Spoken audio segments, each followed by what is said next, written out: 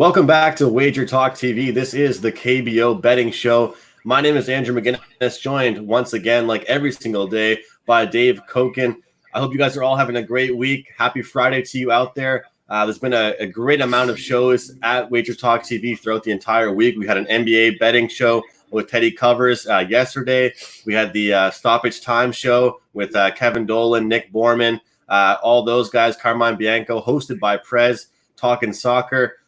During this pause in sports, it's just been so great seeing the content that WagerTalk has still been producing. So I had to give a quick shout out to that.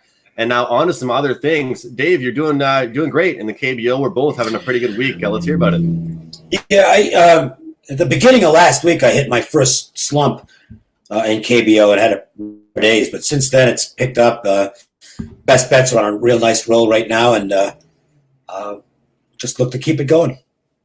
Yeah, I'll pull those up right now on the bottom of the screen because so we have a software, obviously, that tracks our plays, and I have a spreadsheet as well. And it's like you said, Dave, I think you told me this last week on a show, and I never really realized I do this until now. But when you're running hot, I feel like I check my stats almost less than if I'm running colder. And realized I'm on a 7-3-1 run as well. So both of us doing well. Those are all my picks. So for something that Dave always mentions, I want to reiterate this as well, is that, let's say I have a 2-pack up at WagerTalk.com.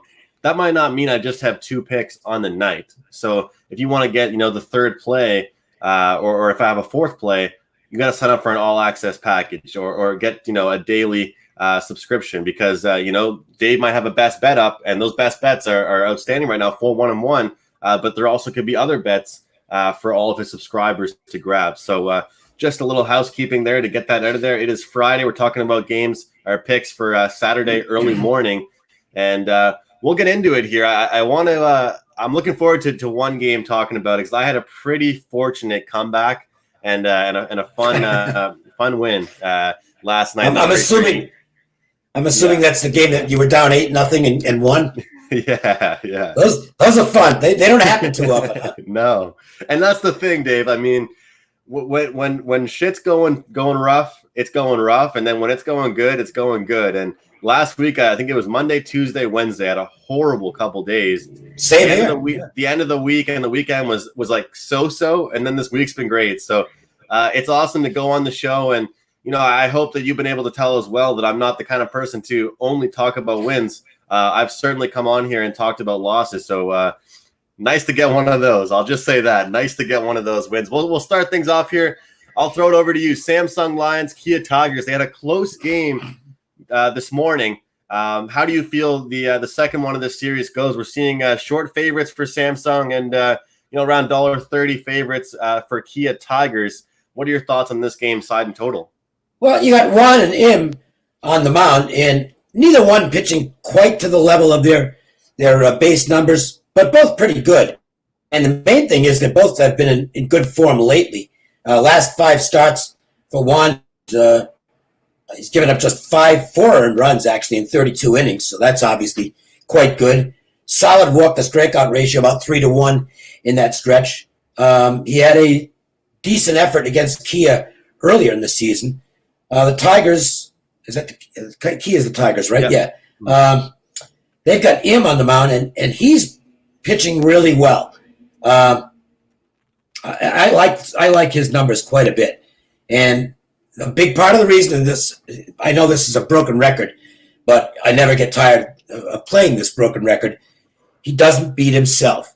In his last 4 starts, over his last 30 and a third innings, he's got 3 walks and 24 strikeouts. So you're going to have to beat him. Mm-hmm. And his earlier performance against Samsung wasn't very good, but that was very early in the season. He only lasted 4 and a third innings and gave up 5 hits, 4 runs. But even in that game, he had 1 walk and 6 strikeouts. So it might have been some bad luck as much as anything. So the odds makers have factored this in. It's a lower total considering that you don't have 2 foreign pitchers or superstar pitchers here. It's only a 9. But I think that's a good indicator from the odds makers as to what they think might take place in this game. And I would not disagree with that. I think this has a chance to be a pretty good pitching duel. I like both these guys. I agree with that, and I'm happy to see a 9 there. I saw some money coming in on the over, and to be honest, I think a lot of people are going to look at this game and say, "Hey, look, 9 for a KBO game." But I think we have to realize there's going to be a recession, and between the two of us, we've both found some spots on unders. I believe on the season, you might have been on more unders than me, but way more. I'm an under player in baseball. I don't like overs as much as unders. I know the public likes to bet overs, but and this is a Major League Baseball carryover, I definitely look for under spots where I think I've got value, and they've been doing really well. Yeah, and I think that 9 is a good number for this. I think side and total, the odds makers have done their job and put it at the spot where it should be. I've been following Wante in quite a bit. That he's a guy that I've been backing, and 4-1 record, so I've been successful with him, and I do like the short favorite spot for him. Im has been good. He's got great stats behind him. Like you said, he's going to be a guy. He's striking people out, and he's not making too many errors. He's not slipping up. He's not falling behind in the count. There's everything in this game to me to like an under. So I'm going to make it official on this show here. I'm going to go ahead with the under, lock that in under 9. But I do have kind of a lean here to the Samsung Lions, and I have not done one of these bets so far on the season, but for some reason it just seems appropriate. If I was to ever make a +1.5 wager so far on the season, I like Samsung +1.5 here. I don't think the odds are actually too bad, because I think if you look at a larger scale, this team, first of all, plays towards lower scoring games.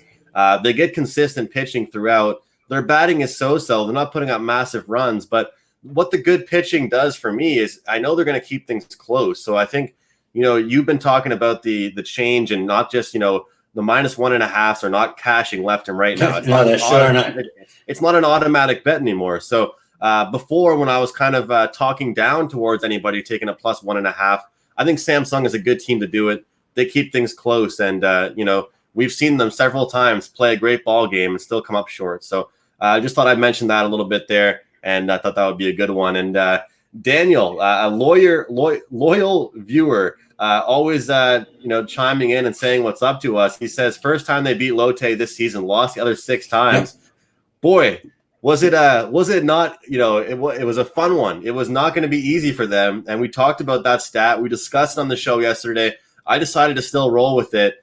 Thought I was going to have a heart attack. I mean, first of all, it's 7 a.m. and I see 7 runs scored against me just to start the game. It was not the best way that I'd like to see it, but hey, that's why you play 9 innings, and we certainly saw it there. So obviously, it's a new day today, Dave. KT here playing a small underdog role. We see Lotte as the favorites. Your thoughts on this one? They're the favorite because of a couple of things. One is that So has been, he's 4-3, but you'll be hard pressed to find anybody who's been more fortunate 4-3 than this guy has. His numbers are terrible. Well over a hit per inning, 15 walks and only 10 strikeouts on the season. There's just not a lot of positives here, and he's just not very good. One of his last 5 starts have been quality starts. The other 4 haven't been. This is just not a go-with guy. Of course, Sampson has been a disappointment so far, to put it mildly, for the Giants. He's getting ripped. 31 hits in 19 2/3 innings, 17 earned runs. Control's been okay. 6 walks is not bad. So you would expect some progression from Sampson, but in particular in the batting average on balls in play, which is absurdly awful. It's .419. So there's got to be some positive regression for the Giants pitcher. Maybe it starts here.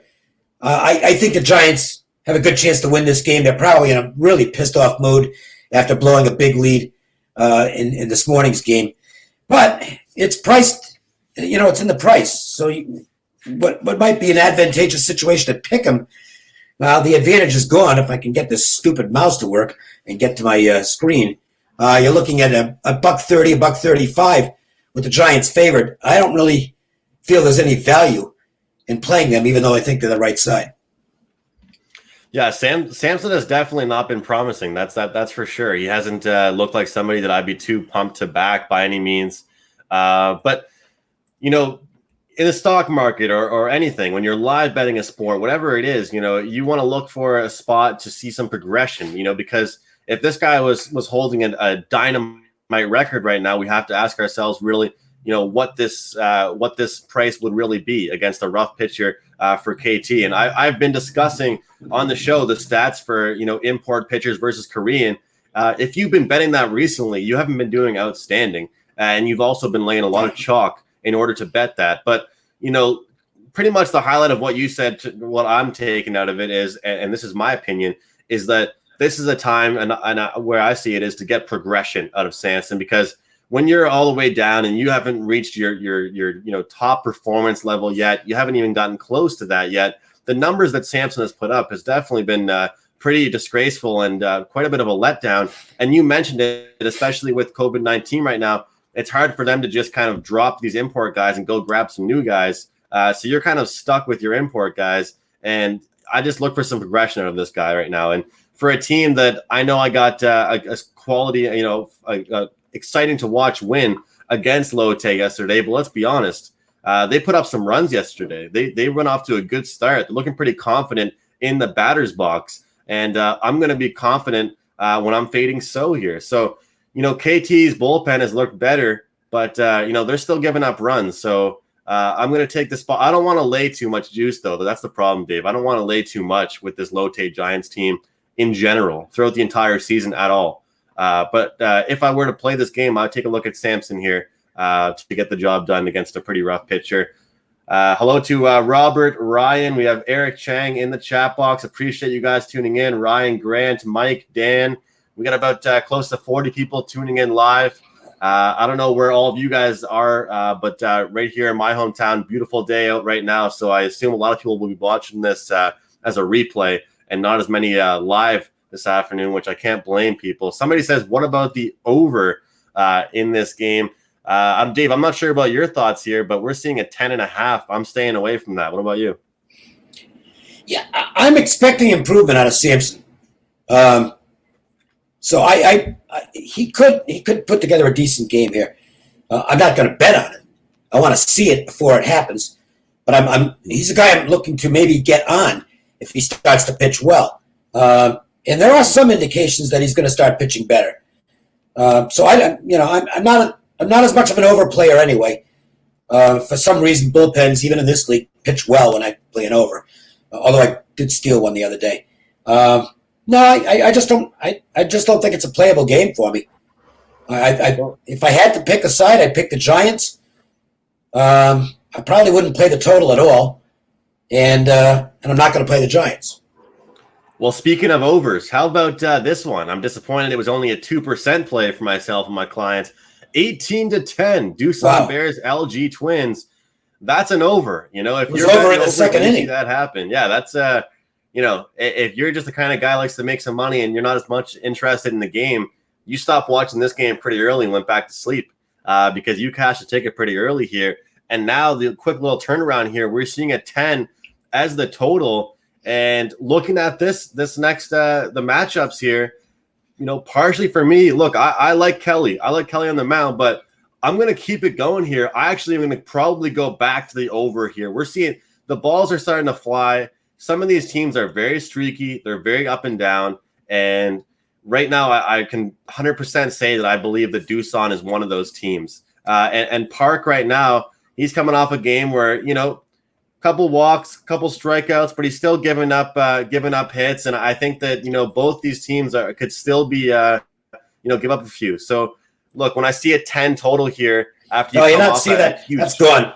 So all 10.5 with the over juice now. Okay. Sorry. I got it at 10. But I'd probably be still interested in backing this just based off the form of the team. And for some instances for myself, I'm looking at the pitching staff. I'm looking at the bullpens and stuff like that. But right now, current form with these teams, if you looked at the LG Twins, their past 10 games, they're scoring runs right now. And I think if their opposition does a little bit of the work as well, we can get up and over that total.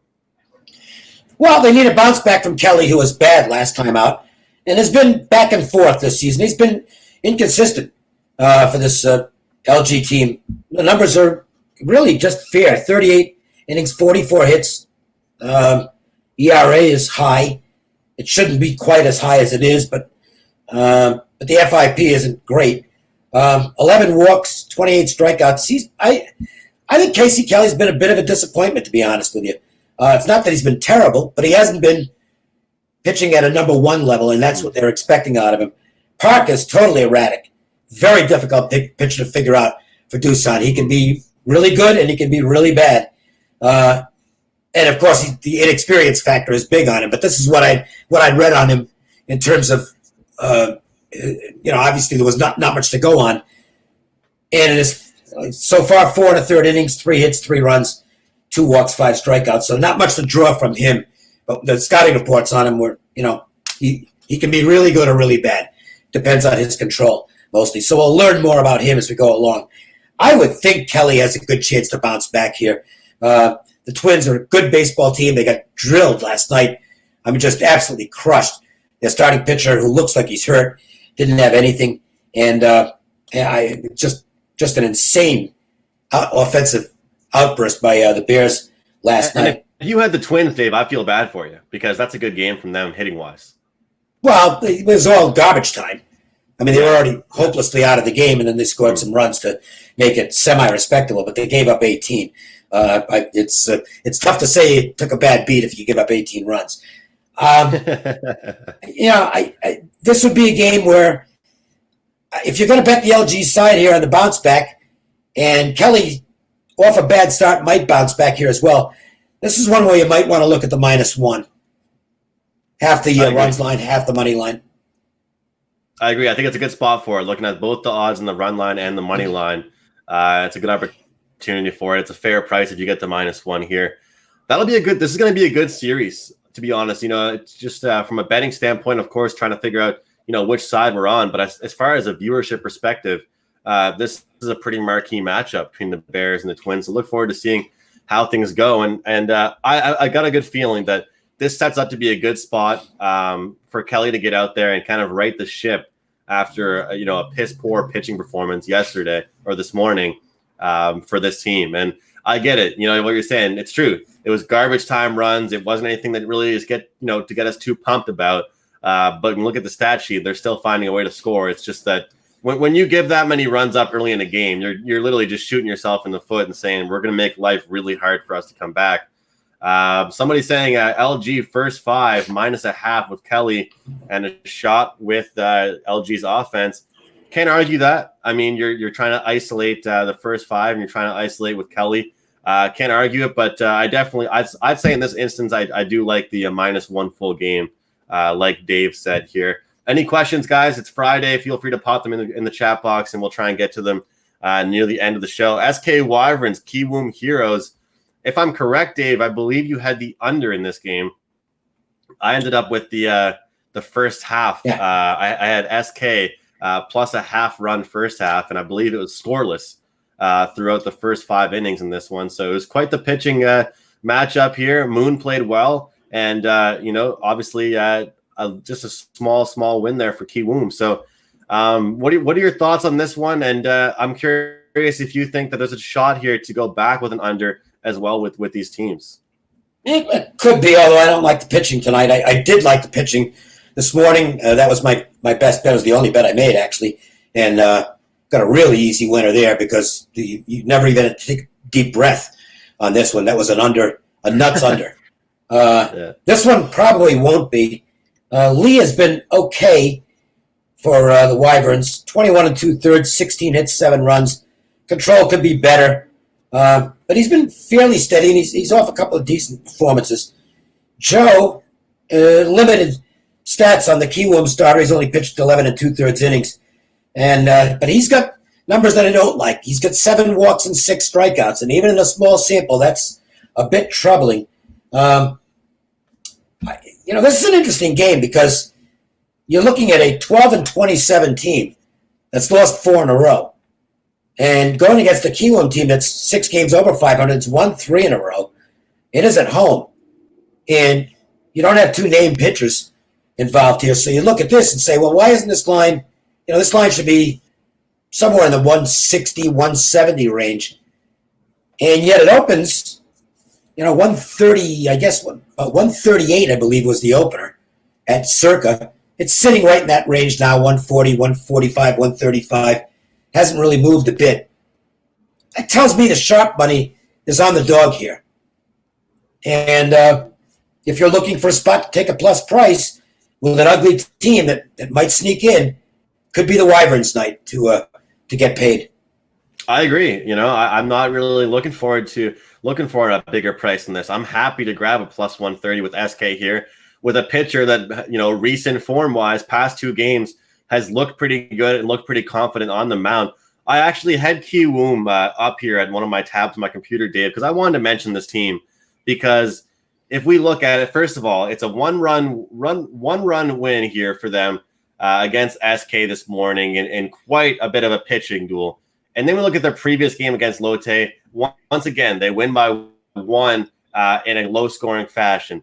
Then you look at their previous game again, a 1-run game in a low-scoring-ish fashion, 4-3.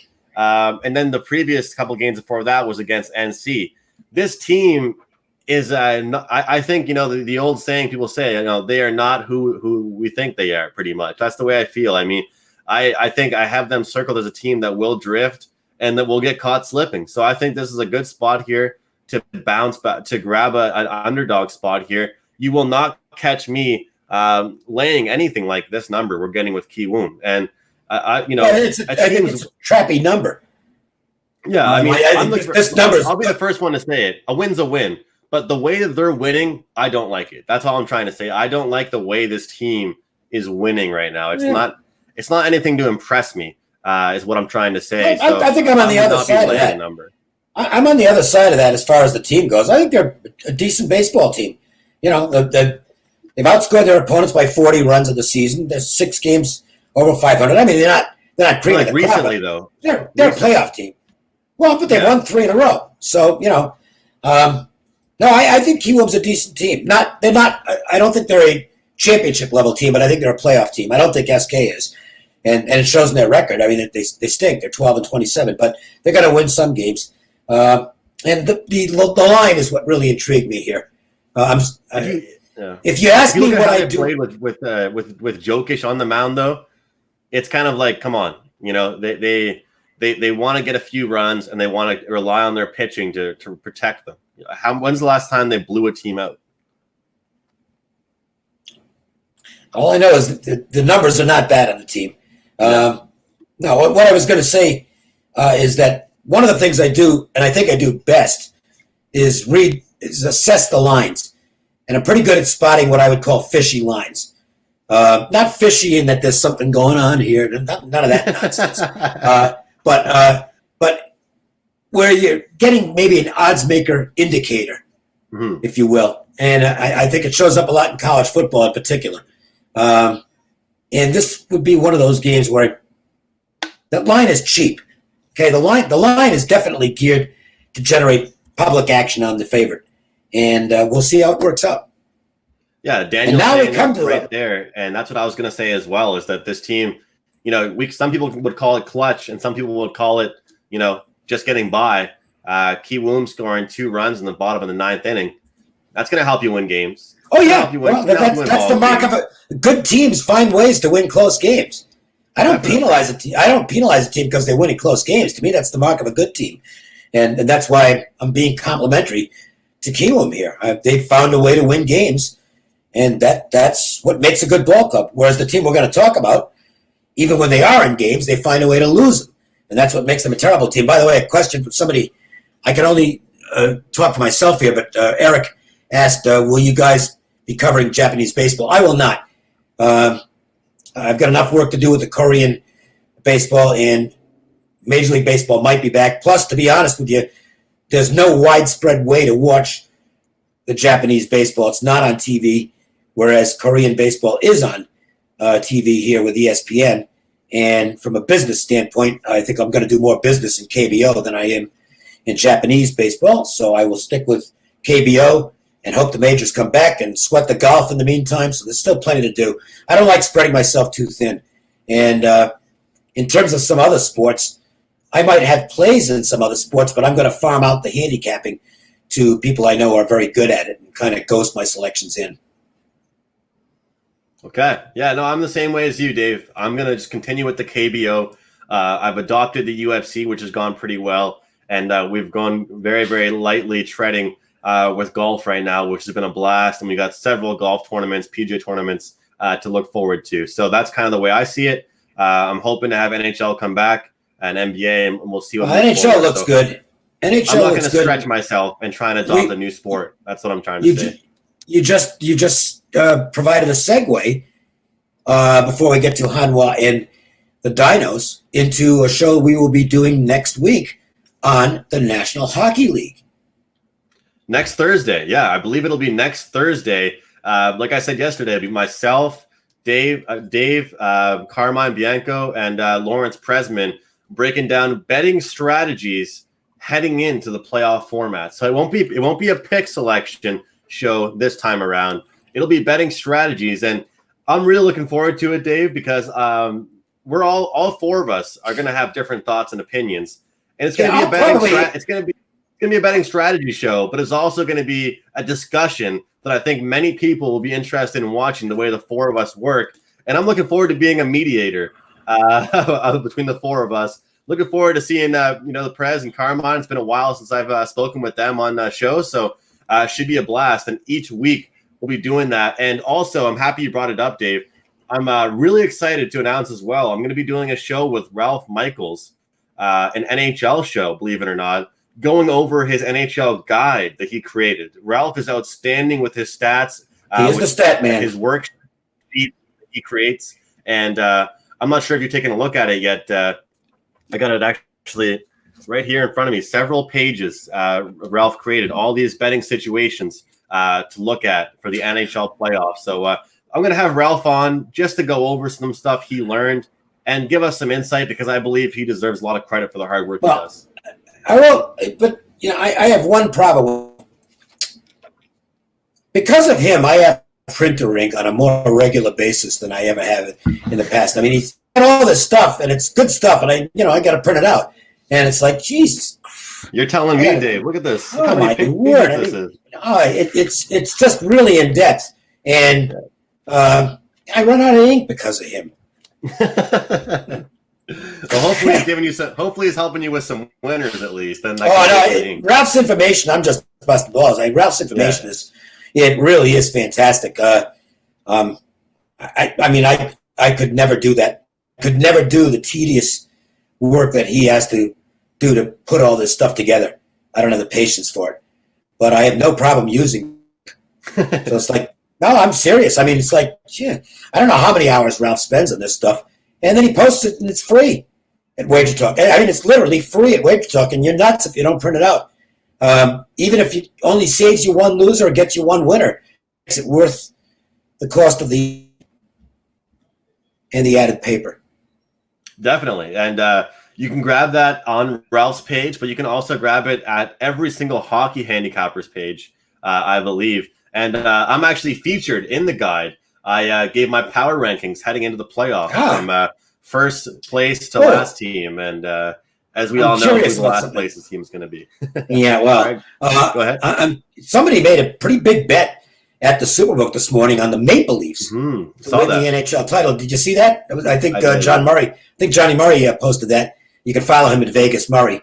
And I think that's a losing wager, but that's just my opinion. Me too.